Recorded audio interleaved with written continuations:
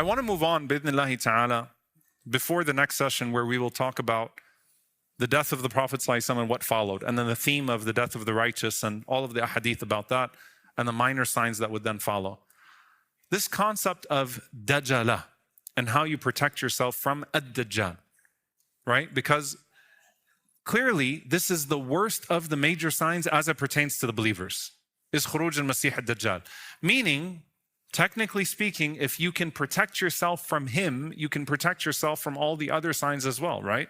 If you learn how to guard yourself from what that fitna would be like when ad-Dajjal comes out, then clearly you'll be able to guard yourself from all types of fitan bi'idhnillahi ta'ala that would follow. So the concept of Dajjal, what's the difference between Dajjal and Kadhib?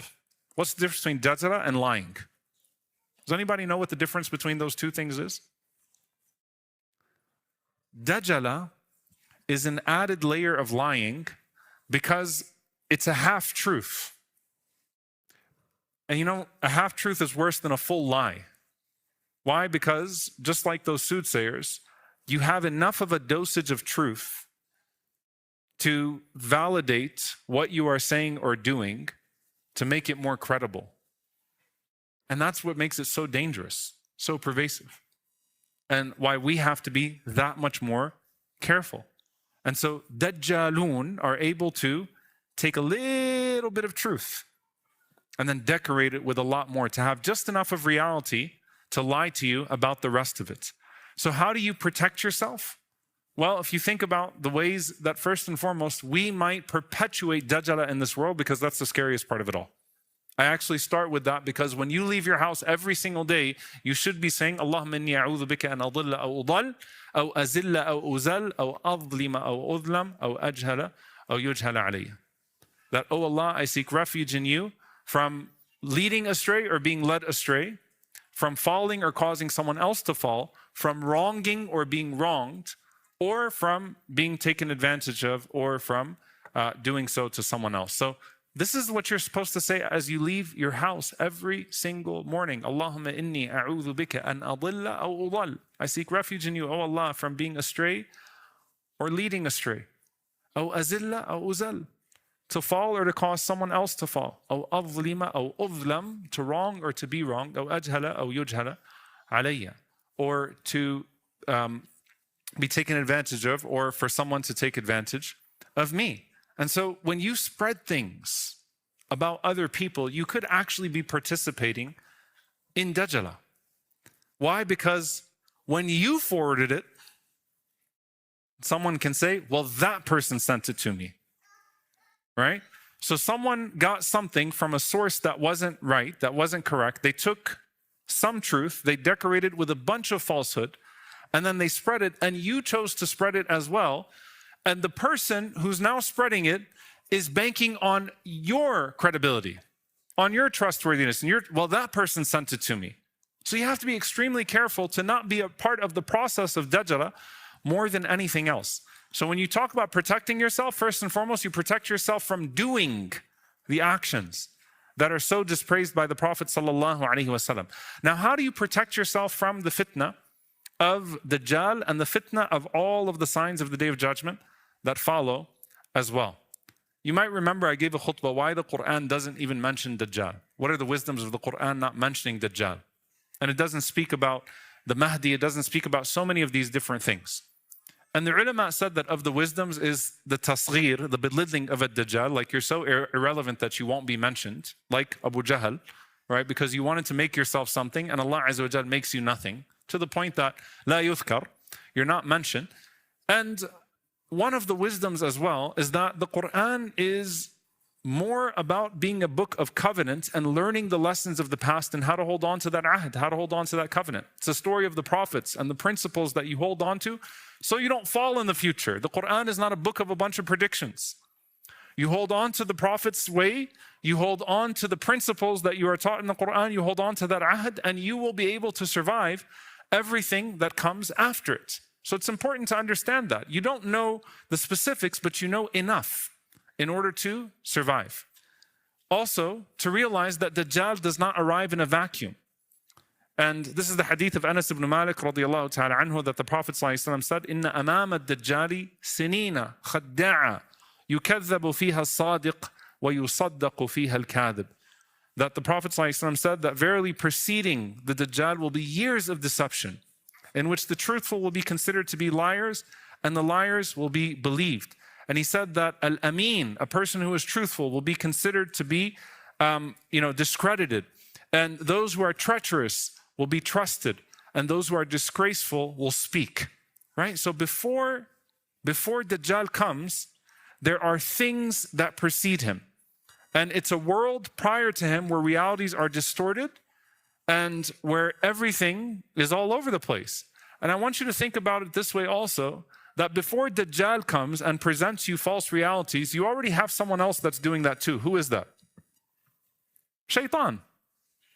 And what is the trick of Shaitan and the Dajjal of Shaitan and the deception of Shaitan, except that he tries to decorate the dunya for you, to decorate the life of this world for you, so that you betray what Allah Azza wa Jal gave to you as a result of that, right? So all Dajjal is going to do, his fitnah, is to distort reality so much and to make the cost of embracing his reality seem like it's worth it, right? He's going to present you a Jannah, he's going to present you a Nar.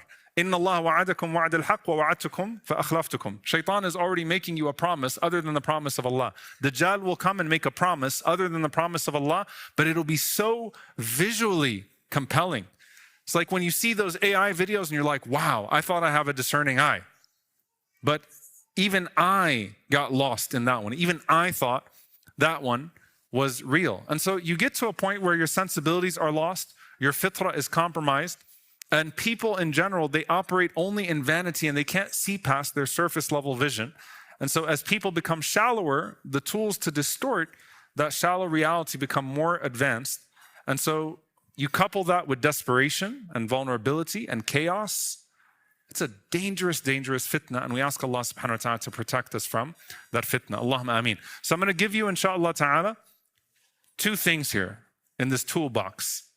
Number one will be what the Prophet ﷺ specifically told us as a general framework to protect ourselves from a Dajjal and what is around the fitna of Dajjal, because if you are protected from that, then inshallah ta'ala you're protected from everything else. Number two, the 20 verses that protect the person from Dajjal. 20 verses in the Qur'an that the Prophet ﷺ gave to us, and a brief overview of those 20 verses.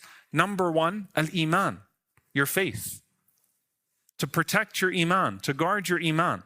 As the Prophet ﷺ mentions, al-zaman alladhi la yuqbalu fihi al-iman, a time where faith is no longer accepted, right? When, to hold on to your faith before it becomes too extreme. And the Prophet ﷺ said, ثلاثٌ إذا خرجنا لا ينفع نفسا إيمانها لم تكن آمنت من قبل أو كسبت في إيمانها خيرا. Prophet ﷺ said, there are three things that once they appear, faith will not benefit a person unless they previously believed and they derived good from that faith. And he said, sallallahu alayhi wasallam, طُلُوعُ الشَّمْسِ مِنْ مَغْرِبِهَا, when the sun rises from the west, وَالدَّجَّالُ وَدَابَةُ الْأَرْضِ, and the Dajjal and the beast of the earth. That once that happens, if you don't have Iman at that point, then you're not going to be able to survive it. And so really building your Iman and building and protecting your Iman and making judgment calls every day that I will not give up my Iman for anything. That my faith is not compromisable. I can't sell it for anything else. The more that you make that value judgment, the more that Allah Azza wa Jalla solidifies it in your heart. The more you nurture it, the more that inshallah ta'ala it takes hold. And so you nurture that Iman as much as you can, because ultimately all of these signs are going to try to, or these fitan will try to snatch that Iman away from you. And you don't want to die in any way with that Iman being taken away from you, that faith being taken away from you. Number two, al-ilm, knowledge. So some of you are like, all this stuff that we just covered, I don't see the practical benefit. The Prophet ﷺ, when he says that مَا بُعِثَ نَبِيٌّ إِلَّا أَنذَرَ أُمَّتَهُ al-a'war al-kadhab, that no one came except that he warned his nation about the one-eyed liar being a Dajjal. أَلَا إِنَّهُ أَعْوَرْ, verily he is one-eyed. وَإِنَّ رَبَّكُمْ لَيْسَ بِأَعْوَرٍ, and verily your Lord is not one-eyed. When the Prophet ﷺ says that, he's telling you that knowing these things, having knowledge, is one of the ways that you protect yourself. And so don't discount any of this, that the Sahaba were trying to interact with a reality that they believed and they knew to be true. They just didn't know when. So don't discount it. Knowing these things about Dajjal is very important, and knowing these things about the fitan. And this is inshallah ta'ala where I hope this class, bi'idhnillah, it'll take about a year, will inshallah ta'ala be the most beneficial class for you, because every sign that we cover from the hour, we're going to talk about how to protect your Iman in that sign and how to avoid the fitna of that particular sign. Because if you have knowledge about it, then you recognize it, you say, oh, wait a minute, the Prophet ﷺ told us this would happen. I want to be on the right side of that. I want to be on the right side of that. I want to be on the right side of that. The third thing is the dua at the end of the salah. The Prophet ﷺ said that when any one of you finishes his salah, not let one of you leave the place of his tashahhud. So this is before your taslim, when you're sitting down at the end of your salah, except that he says, Allahumma inni a'udhu bika min adhabi jahannam wa min adhab al-qabr wa min fitnat al-mahya wal-mamat wa min sharri fitnat al-masih al-dajjal.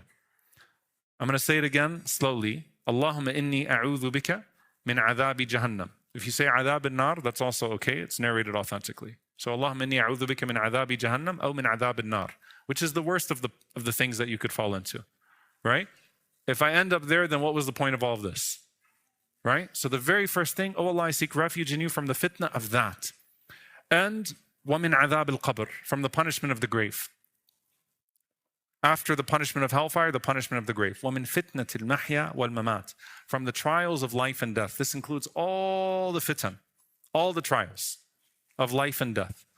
So the trials of delusion, the trials of desire, the trials of deception, all of the trials. You're seeking refuge in Allah subhanahu wa ta'ala from all of them, and from the fitna at the time of death. وَمِن شَرِّ فِتْنَةِ الْمَسِيحِ الدَّجَّالِ, and specifically the fitna of al-Masih al-Dajjal. Right? So make that a part of your tashahhud. No matter how fast you need to go, no matter what you need to go to, right? Make this mandatory for your prayer. That you do not finish your salah except that after a salah Ibrahimiyya, you make dua and you seek refuge in Allah subhanahu wa ta'ala from these things. SubhanAllah, there's another narration, by the way. It's about Abu Bakr as-Siddiq radiyallahu ta'ala anhu. And it's narrated by Abu Abdullah as-Sunabihi radiyallahu ta'ala anhu, one of the tabi'een. And listen to what he says. It's authentically narrated. And inshallah ta'ala, we can practice this in this time of fitan. He said, I arrived in Medina during the Khilafah of Abu Bakr, and I prayed Maghrib behind him. And in the third rak'ah, after Maghrib, Abu Bakr radiallahu ta'ala anhu would recite, رَبَّنَا لَا تُزِغْ قُلُوبَنَا بَعْدَ إِذْ هَدَيْتَنَا وَهَبْ لَنَا مِن لَدُنْكَ رَحْمَةً إِنَّكَ أَنْتَ الْوَهَّابُ. The 8th verse of Surah Al-Imran. This is an authentic narration that he would do this during Hurub al-Ridda, during the time of severe fitna, that he would read this verse in the third rak'ah, where of course you don't typically read another surah after. He would read this single verse, رَبَّنَا لَا تُزِغْ قُلُوبَنَا بَعْدَ إِذْ هَدَيْتَنَا وَهَبْ لَنَا مِن لَدُنْكَ رَحْمَةً إِنَّكَ أَنْتَ الْوَهَّابُ.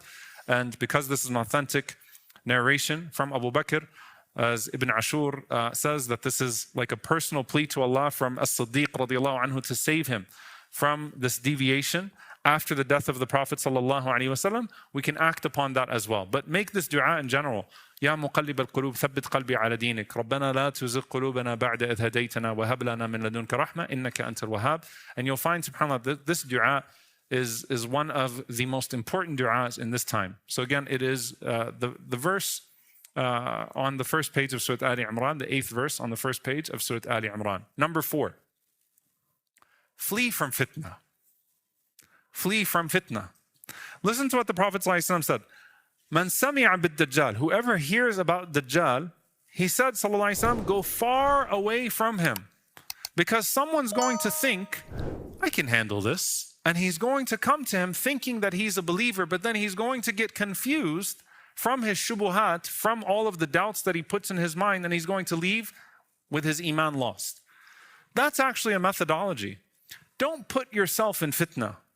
Don't tell yourself, oh, I can get away with these confusing things. I can read this, I'm not going to be affected. I can watch this, I'm not going to be affected. I can listen to this, I'm not going to be affected. I can hang out with these people, I'm not going to be affected. I can put myself in this environment, it's not going to affect me. Who was the Prophet ﷺ talking to? He was talking to the Sahaba. Do any of us think that we're better than that generation of people? And the Prophet ﷺ is telling them, a people that went through Badr, Isra al-Mi'raj, Badr, Uhud, Khandaq, that if Dajjal comes, go away from him. Stay away from fitnah. That when fitnah becomes severe, take to the mountains and avoid it. Get out of your mind this idea that you can put your Iman in dangerous places and not lose it. Prophet ﷺ warned about losing it. To the greatest generation of Iman, that existed. So this is the fourth thing.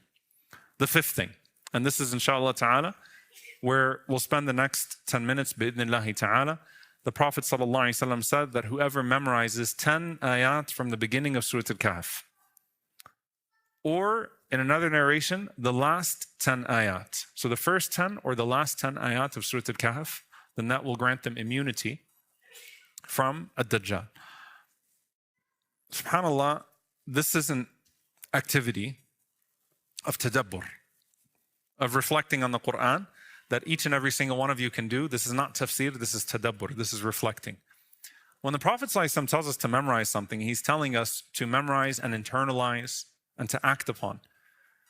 And wallahi, I'm telling you, I swear by Allah, as a personal exercise, I just said, can I connect every single verse of this to Dajjal and his fitnah and the signs of the Day of Judgment? And every single one of those verses can be connected.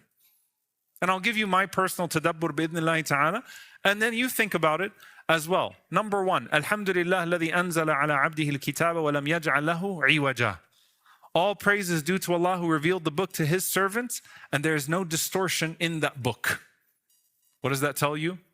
The Qur'an is your anchor always. Al-Kitab. You go back to the Qur'an and there is no distortion in the book. You know, the minute, subhanAllah, that you start to hear weird ideas, when your fitrah is right, when your fitrah is right with Allah subhanahu wa ta'ala, you know what's going to start happening? You'll start hearing some weird narrations, those WhatsApp narrations. You go, it sounds kind of off. Sometimes you might be wrong, because sometimes you might be like, that sounds kind of off. But it might actually be a hadith that you never heard. But the more that you familiarize yourself with the Qur'an and the Sunnah of the Prophet ﷺ, ala abdihi al-kitaba, seriously, like, you almost start to get like a Sunnah sense. This doesn't sound right. This feels different. Because your fitrah opens up to good things, because you're trying to be in harmony constantly with the revelation, and so Allah Azza wa Jal makes your harmony with reality in accordance with revelation. Now your method should be, if kana qala faqad sadaq. If the Prophet ﷺ said it, then he's telling the truth. Like, I'm not going to say he didn't say it, sallallahu alaihi wasallam, and this isn't true until I verify it. But you start developing a natural, the book of Allah is straight, the sunnah is straight, like the deen is so clear. Once someone comes with something I've never heard and they start distorting ideas for me, I go back to that and I anchor myself in that revelation. So the Qur'an corrects your perception, and Dajjal tries to disorient your perception. The Qur'an anchors you in revelation, anchors your perception of that.